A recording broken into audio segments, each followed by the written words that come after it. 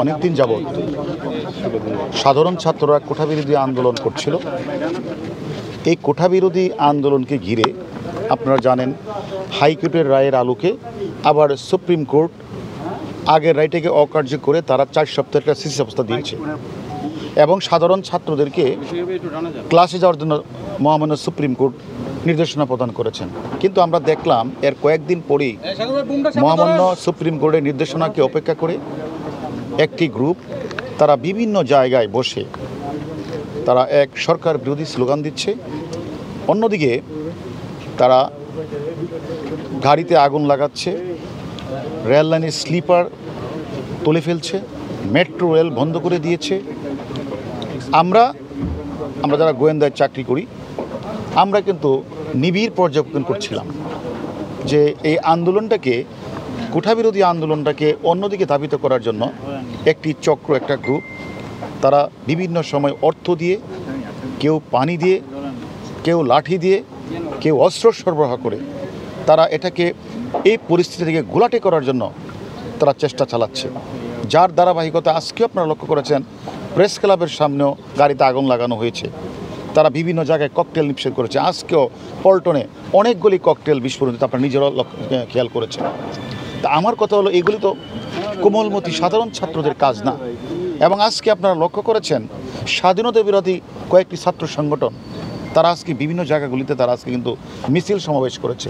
তাহলে এখানে কোঠাবিরোধী আন্দোলন চলছে, মহামান্য হাইকোর্ট একটা নির্দেশনা প্রদান করেছে 7 তারিখ তার রায় হবে, সেখানে এটাকে অপেক্ষা করে কে বা কারা এটাকে মানে ভিন্ন খাতে প্রবাহিত করার যে একটা অপচেষ্টা, তার ধারাবাহিকতা আজকে আমরা এই অফিসে এসেছি। এখানে এসে আপনারা নিজেরা দেখেছেন প্রায় 100-র উপরে আমরা ককটেল পেয়েছি, সেখানে পেট্রোল 5-6 বোতল পেট্রোল আমরা পেয়েছি, তারপরে 500 লাঠিসোঁটা 2-3টা রুমে ছিল, 500 লাঠিসোঁটা ছিল, 60টা দেশি বিদেশি অস্ত্র ছিল। এবং আমরা মানে ছাত্রদল এবং তার অঙ্গ সংগঠনে আমরা প্রায় 7জনকে আমরা গ্রেপ্তার করছি। এর মধ্যে একজন হলো, তারা অনেকেই দৌড়ে পালিয়ে গেছে, তার মধ্যে একজন ছাত্রদলের সাবেক সভাপতি শ্রাবণও রয়েছে।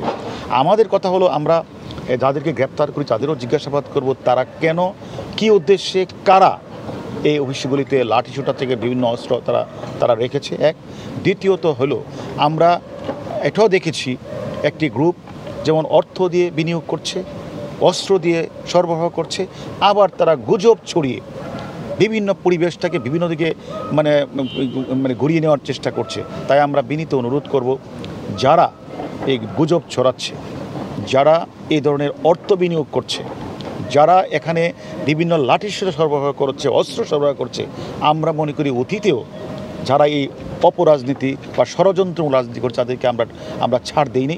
আমরা মনে করি এই আন্দোলনকে, কোঠাবিরোধী আন্দোলনকে ঘিরে যারা এই অপরাজনীতি, যারা ষড়যন্ত্রকারী, যারা এই কাজটি করেছেন, আমরা মনে করি তাদের সকলের নাম আমরা পেয়েছি, তাতে আমরা শীঘ্রই গ্রেপ্তার করব। আজকে কয়েকটি অঙ্গ সংগঠন যাদের নাম আপনারা বললেন তারা কিন্তু আজকে বিভিন্ন জায়গাগুলিতে তারা কিন্তু মিছিল মিটিং করেছে এবং প্রেস ক্লাবের সামনে আগুন লাগিয়েছে। সেটা কি কোমলমতি ছাত্ররা এসেছে? এখানে কিছু অপরাজনীতি করার জন্য, কিছু মানুষ যারা রাজনীতিকে ভিন্ন খাতে নেওয়ার জন্য তারা এই কোমলমতি ছাত্রদেরকে ব্যবহার করে তারা এই বাংলাদেশের বিভিন্ন স্কুল প্রতিষ্ঠানগুলিতে তারা ভাঙচুর চালাচ্ছে, অগ্নিসংযোগ করছে, রেলের স্লিপার তুলে দিচ্ছে, মেট্রো রেল বন্ধ করে দিচ্ছে।